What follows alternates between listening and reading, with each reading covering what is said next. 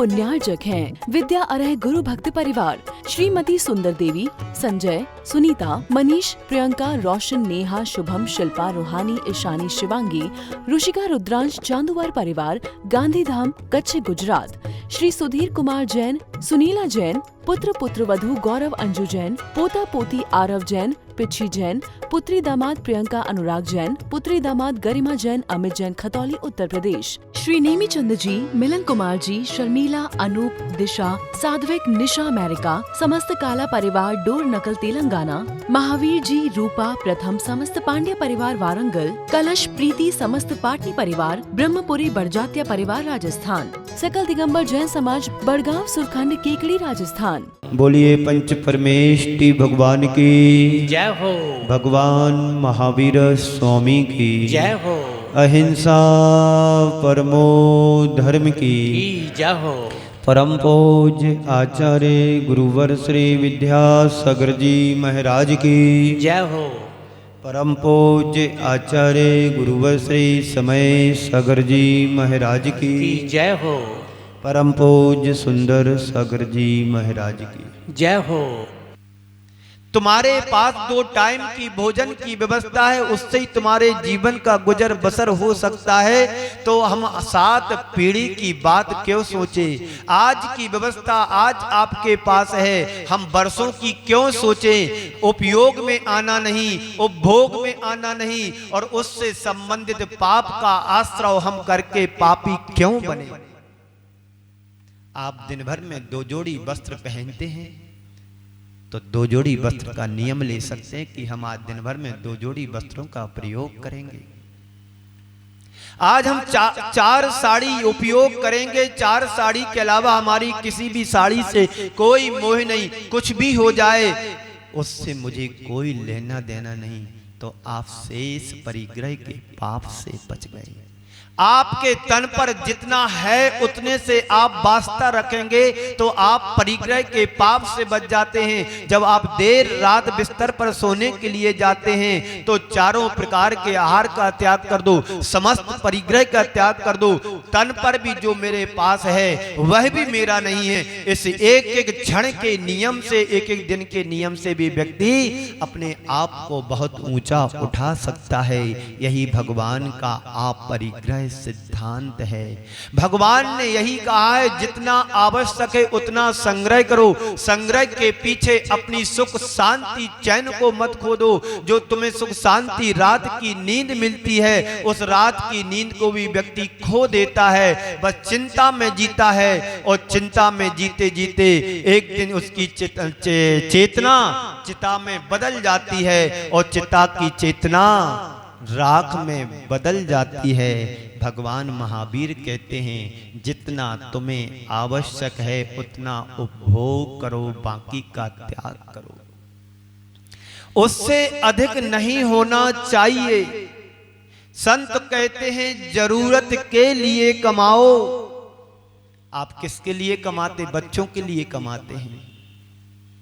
और बच्चे क्या करते हैं? बच्चे अपने बच्चे के लिए कमाते हैं। आपके पिताजियों ने भी कमाया है, पिताजी ने भी कमाया है। हमारा बेटा परेशान ना हो, अच्छे से व्यापार करे, कोई छोड़ करके जाएंगे तो कम से कम अपना पेट तो भर लेगा। आज व्यक्ति के साथ बड़ी विडंबना है, पेट भरने की बात तो सोचता नहीं है, पेटी भरने की चिंता में आकुल व्याकुल होता है। यदि तुम पेट भरने की चिंता करोगे तो पेट भर सकता है। इतना प्रभु की कृपा से, आपके पुण्य से तुम्हें मिलता है कि तुम कभी भूखे नहीं रह सकते हो। एक गरीब भी, एक भिखारी भी दिन भर में अपना पेट भर ही लेता है, पेटी भरने की चिंता नहीं करता है। उसे तो शाम की भी चिंता नहीं होती। यदि सुबह अच्छे से मिल गया, जैसा मेरा मिल गया, तो शाम की भी चिंता नहीं करता है। कहता है, भगवान ने यदि पेट दिया है तो चिंता करने वाला तो ऊपर वाला है। यदि चिड़िया जन्म लेती है, चोंच मिलती है, तो चुगने के लिए दाना भी मिलता है। पक्षियों के पास, जानवरों के पास कोई खेती नहीं होती है। मुझे प्रकृति से घास भूस पानी सब कुछ प्रकृति से मिलता है।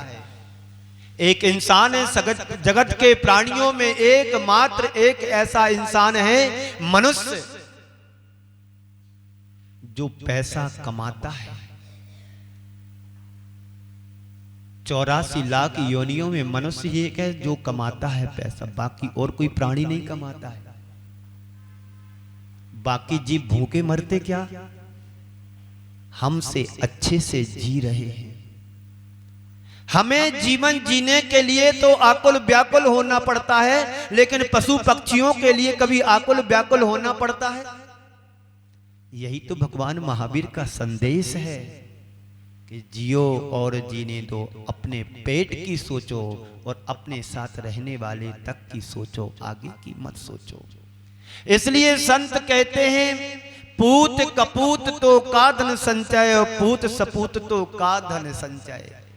यदि तुम्हारा बेटा सामर्थ्यशाली होगा तो खुद कमा लेगा, और यदि तुम्हारा बेटा निकम्मा होगा तो तुम कमा करके दे करके जाओ कि वो सब गमा देगा। इसलिए परिग्रह के भार से हम क्यों दबें, बात समझने की है। तो कहते हैं जरूरत के लिए कमाओ और जरूरतमंदों के लिए कमाओ, अपने लिए कमाओ और अपनों के लिए कमाओ, अपने बालों के लिए कमाओ। लेकिन व्यक्ति की सोच देखो, कमाने के चक्कर में धर्म भूल रहा है, कमाने के चक्कर में गुरुओं को भूल रहा है, कमाने के चक्कर में मां जिनवाणी को भूल रहा है। मां जिनवाणी को तो पढ़ो, क्या क्या शास्त्रों में लिखा है आप देखिएगा। सुकमाल मुनि के जीवन को देखो, उनके घर में किसी चीज की कमी नहीं थी। राजा महाराजाओं का बेटा था, एक लौता था, राज घराने का बेटा, राज पद से सुशोभित होने वाला था। मां देखो, एक बार उस नगर में एक व्यापारी रत्नों का कम्बल बेचने के लिए आया। राजा से कहा, पूछा वहां के नगरवासियों से कम्बल कौन खरीद सकता है? तो नगरवासियों ने कह दिया कि यहाँ का राजा सबसे बड़ा श्रेष्ठ व्यक्ति है, वही खरीद सकता, बाकी किसी के पास औकात नहीं है, क्योंकि राजा महाराजा ही खरीद पाते हैं ऐसी बेशकीमती वस्तु को। ओ गए राजा के पास, राजा से कहा कि मैं कम्बल बेचने वाला हूं, रत्नों का कम्बल है, आप इसे खरीद सकते? मैंने सुना है नगर में लोगों के द्वारा कि राजा ही इस कम्बल को खरीद सकता है। पूछा क्या कीमत है इस कम्बल की? उस जमाने में जो भी कीमत होगी बता दिया। बोले हमारे पास अभी इतनी औकात नहीं है कि मैं इस कम्बल को खरीद सकूं। आगे बढ़ा, व्यापारी बढ़ते बढ़ते उस श्रेष्ठ परिवार में पहुंचा जहां पर सुकमाल का पालन पोषण हो रहा था। पूछा रत्नों का कम्बल है, आप खरीद सकते हैं? बोले कितने का है? बोले इतने का है। उसकी मां ने जितना भी देना था उस कम्बल वाले को दिया, वो कम्बल खरीद लिया। क्योंकि सुकमाल मुनि कभी सूरज की किरणों को नहीं देखा, सुकमाल मुनि ने कभी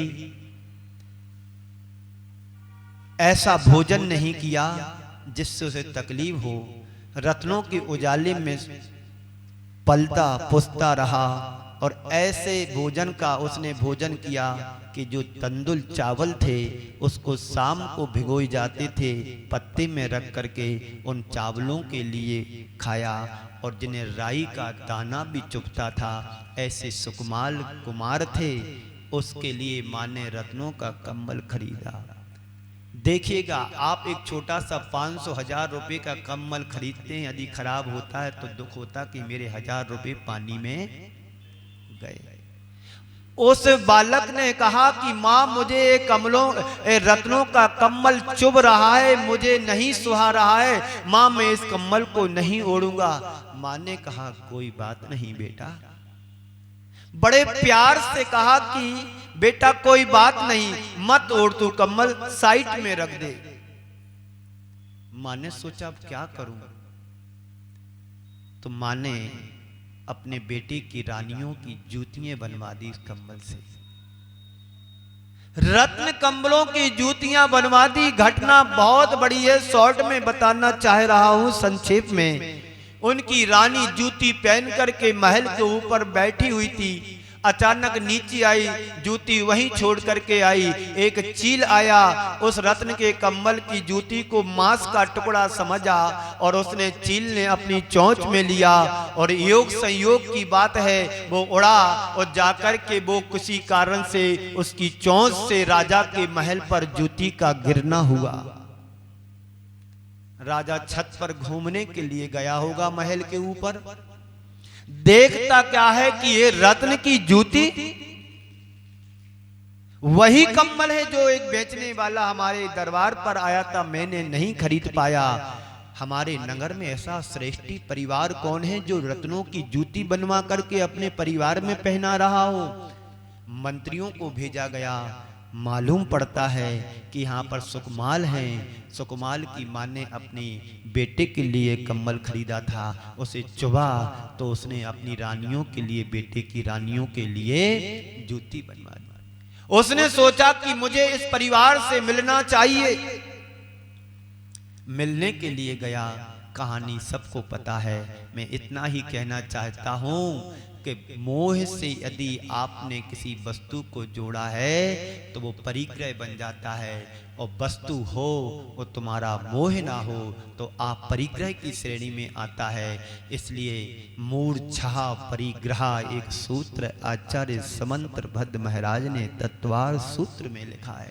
मूर्छा परिग्रह, वस्तु के प्रति मूर्छा होना परिग्रह है। यदि माँ का मूर्छा होता, अरे इतना बेशकीमती कम्बल मैंने तो ओढ़ने के लिए खरीदा था, कैसे जूती बनवाऊं, मैं बर्बाद हो जाऊंगी, घाटा लग जाएगा, नुकसान हो जाएगा, बड़ा दुखद पूर्ण वातावरण बन जाता। नहीं, जिसमें सुकून मिले वैसा माने कहा। यही बात भगवान महावीर कहते हैं कि जरूरत के लिए कमाओ और जरूरतमंदों के लिए कमाओ, अपने लिए कमाओ और अपनों के लिए कमाओ और औरों के लिए कमाओ, तो तुम्हारे जीवन में जीवन की कुछ सार्थकता है। तो संग्रह के लिए मत कमाओ, संग्रह विग्रह का कारण बनता है। तुम संग्रह विग्रह मत तुम संग्रह विग्रह में मत लगो। अगर संग्रह किया है तो अनुग्रह करने का प्रयास करो। जैन परंपरा में बड़े बड़े सेठ साहूकार भी हुए हैं, राजा महाराजा भी हुए हैं। और जब राजा महाराजा नहीं हुए थे, प्रायः हर राजा के नगर में एक श्रेष्ठी, जैन श्रेष्ठी हुआ करते थे। वैभव जैनियों के साथ हमेशा से जुड़ा रहा। आज भी आप लोगों के पास अपनी हैसियत से वैभव आपके पास है, कोई किसी चीज की किसी के पास कोई कमी नहीं है। फिर कि दुनिया का वैभव को सिर पर बैठाती है। वैभव जैनियों के साथ हमेशा से रहा है, लेकिन जैन धर्म की विशेषता केवल यही रही है कि दुनिया वैभव को सिर पर बिठाती है और जैनी वैभव के सिर पर बैठता है। सच्चे जैनी की एक यही पहचान होती है, धन का संग्रह बुरा नहीं, बुरा है उसे संग्रहित करके रोक करके रखना। नदी पर बांध बनाया जाता है, नदी पर बांध बनाया जाता है। नदी के पानी के वेग को रोका नहीं जा सकता है, लेकिन पानी को रोक करके जहां जैसी जरूरत होती है नहर के माध्यम से पानी को वहां तक पहुंचाया जा सकता है। अगर जीवन का कल्याण हम चाहते हैं तो महावीर ने कहा है, अब अपरिग्रह के आदर्श को स्वीकारो। अगर जीवन का कल्याण हम करना चाहते हैं, अपरिग्रह का आदर्श उदारता का आदर्श रहा है। भगवान महावीर ने केवल आगे बढ़ने का निषेध नहीं किया है, वे केवल हाय हाय से बचने का उपदेश दिया है, जो तुम्हारे जीवन के लिए सुख शांति और समृद्धि का वातावरण बना सकता है। संतोषी सदा सुखी कहा गया है, इस बात को हमें स्वीकार करना चाहिए। यही हमें प्रेरणा देता है कि जितना तुम्हें आवश्यक है उतना कमाओ और संतोषमय जीवन जीने का प्रयास करो। भगवान महावीर के जियो और जीने दो के सिद्धांत को आत्मसात हम करें। एक दूसरे का उपकार करना हमारा धर्म है, हमारा कर्तव्य है। उसके अनुरूप अगर हम चलेंगे तो हमारा जीवन धन्य हो सकेगा और हम अपने जीवन में कुछ अच्छा घटित कर पाएंगे। तो जियो और जीने दो के सिद्धांत को हमें अपनाने की कोशिश करना चाहिए। वैसे जैन लोग तो बड़े सात्विक होते हैं, वो खुद जीते हैं और अपने साथ औरों को जीने का प्रबंध भी करते हैं। लेकिन जैन समाज को छोड़ कर के भारत में आज देखा जाए तो बहुत हिंसा का काम हो रहा है। जगह जगह कत्ल खानों का निर्माण हो रहा है और गली गली में मांस मच्छी की दुकानें लगती हैं। जब हम लोग विहार करते हैं, देखते हैं, ऐसी दुकानें सजी होती हैं जैसे कोई कपड़े उतार करके कील पर टांग देता है। ऐसे ही जानवरों को मार करके उनके कलेजे को, उनके शरीर को ऐसी रस्सियों पर टांग देते हैं। देख करके बड़ा दुख होता है। जिन्होंने कितनी मेहनत करके जीवन पाया, एक इंद्री से यात्रा लेकर के पंचेंद्री तक की पर्याय को पाया और वो अपना जीवन भी सुख शांति पूर्वक नहीं जी पाए, तब दुख होता है कि काश मेरा जीवन भी ऐसा रहा होगा, हमने भी ऐसी यातनाएं पाई होगी, ऐसे दुख दर्द पाए होंगे। जब अपने हाथ में काम करते समय कांटा थोड़ा सा कट लग जाता है तो कितनी पीड़ा होती है। सब्जी सुधारते समय, बनाते समय चाकू से यदि उंगली कट जाती है तो जब अपन काम और करते हैं तो कितनी जलन होती है। वो मूक हैं लेकिन उन बेजुबान नहीं हैं, जान वाले हैं, बोल नहीं सकते हैं लेकिन उनके अंदर भी संवेदना होती है। हम संवेदनशील बने, संवेदनहीन नहीं। जैसे दूसरा जीना चाहता है, जैसा मैं जीना चाहता हूँ, संसार का प्रत्येक प्राणी भी जीना चाहता है। इस बात को यदि कोई सोच ले तो आज भी हमारे देश में अहिंसा का वातावरण फैल सकता है और महावीर के सिद्धांत जो चार हैं वो सिद्धांत भी आज अच्छे से व्यक्ति अपना सकता है। तो आप परिग्रह की बात में कर रहा था, अंतिम है। भगवान महावीर कहते हैं जितना आवश्यक है उतना हम अपने जीवन में जोड़ें और यदि कोई जरूरतमंद है तुम्हारे चरणों में आता है, तुम्हारे संपर्क में आता है तो उन्हें भी देने का हम प्रयास करें। हमारी जैन समाज के एक भामाशाही के रूप में आज हम उन्हें बड़े सम्मान देते हैं। आप लोग जानते हो आर के मार्बल वाले जो पाटनी जी हैं, जो आर के ग्रुप वाले हैं, अशोक जी पाटनी, आज उनके जीवन को देखें, जीवन शैली को देखें। इतनी संपन्नता के शिखर पर पहुंचने के बावजूद भी, संपन्नता की शिखर पर पहुंचने के बावजूद भी उन्हें रंच मात्र भी किसी भी चीज का अहंकार नहीं है। इस कार्यक्रम के पुण्यार्जक थे विद्या अरह गुरु भक्त परिवार, श्रीमती सुंदर देवी, संजय, सुनीता, मनीष, प्रियंका, रोशन, नेहा, शुभम, शिल्पा, रूहानी, ईशानी, शिवांगी, ऋषिका, रुद्रांश, चांदुवार परिवार, गांधीधाम, कच्छ, गुजरात। श्री सुधीर कुमार जैन, सुनीला जैन, पुत्र पुत्रवधू गौरव अंजू जैन, पोता पोती आरव जैन, पिछी जैन, पुत्री दामाद प्रियंका अनुराग जैन, पुत्री दामाद गरिमा जैन, अमित जैन, खतौली, उत्तर प्रदेश। श्री नेमी चंद जी, मिलन कुमार जी, शर्मिला, अनूप, दिशा, साध्विक, निशा, अमेरिका, समस्त काला परिवार, डोर नकल, तेलंगाना। महावीर जी, रूपा, प्रथम, समस्त पांड्या परिवार, वारंगल। कलश, प्रीति, समस्त पाटनी परिवार, ब्रह्मपुरी बड़जात्या परिवार, राजस्थान। सकल दिगंबर जैन समाज, बड़गांव, सुरखंड, केकड़ी, राजस्थान।